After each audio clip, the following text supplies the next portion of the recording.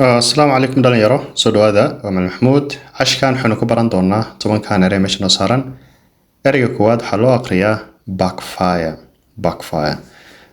waxaa la yiraahdaa wax natiijada laga sugayay markii ay soo celin waayaan ama tusaale wax guul baa laga sugayay inay guul darro keenaan okay inay kugu soo laabato natiijada aad ka sugaysay opposite-keeda inay aragtid ayaa la yiraahdaa backfire tusaale qorshe samaysatay qorshaas waxaad islahayd guul fiican buu keeni doonaa deedna waxaa aragtay qorshiyo oo waxba ka jirin oo maxay khasaaro ku keenay markaas ama waxaan leeyahay that plan backfired badly qorshaas si xun buu ugu soo kala firay ereyga labaad waa badge waxaa la yiraahdaa yani tusaale iskuulka waa hore markaynu dhigan jirnay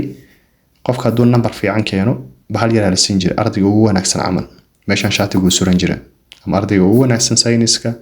ardayga ugu wanaagsan xisaabta walxano caasa baashas marka badge ayaa la yiraahdaa tusaale qofka inta loo surayaa deedna waxay tusinaysaa inuu sayniska ugu wanaagsanaa booliska direct police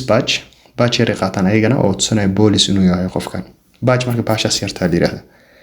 ereyga saddexaad baggy waa dharka maalmahan socdo funaanada waaweyn jeemsi waaweyn waxaa la yiraahdaa baggy way dharu ka waaweyn qofka inuu xirto tusaale sarwaal waxaa jirka wiilasha xirtaan oo aad waaweyn qofka sarwaalku iska dhex taagan yahay okay waa fashion baa lagu leeyahay baggy cloth ayaa la yiraahdaa ama baggy t-shirt ama baggy jeans dhamaantood haddii uu kugu dhagan yahay waa tight jeans Somali's yes ereyga afraad bailout waxaa la yiraahdaa yani financial aid tusaale ganacsigan haddii uu hoos u socdo oo khasaaro ku jiro oo faa'iido soo celin lahayd dawladda lacag siiso ama bangiga lacag siiso ganacsigaas kor ugu soo kaco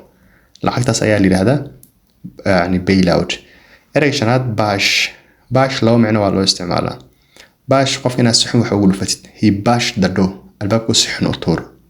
ama don't bash the table albaabka yani jog inaad siisid you hit the table hard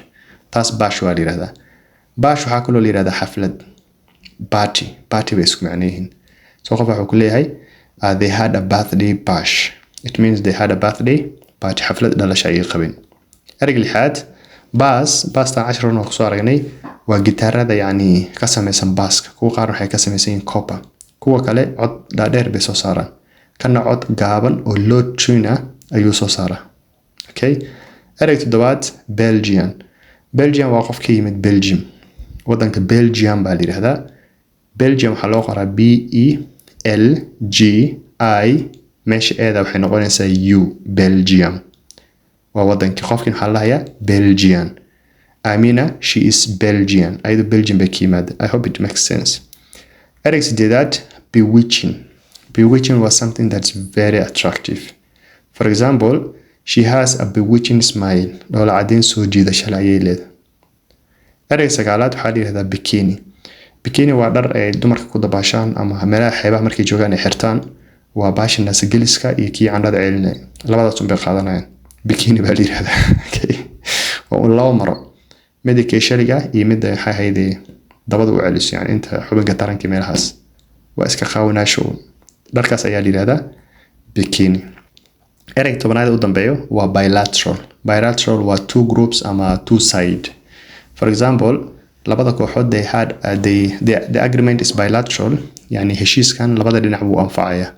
Somali's ama bilateral agreement waa yani heshiis laba team u dhaxeeyo two side ama two groups ama two teams I hope it makes sense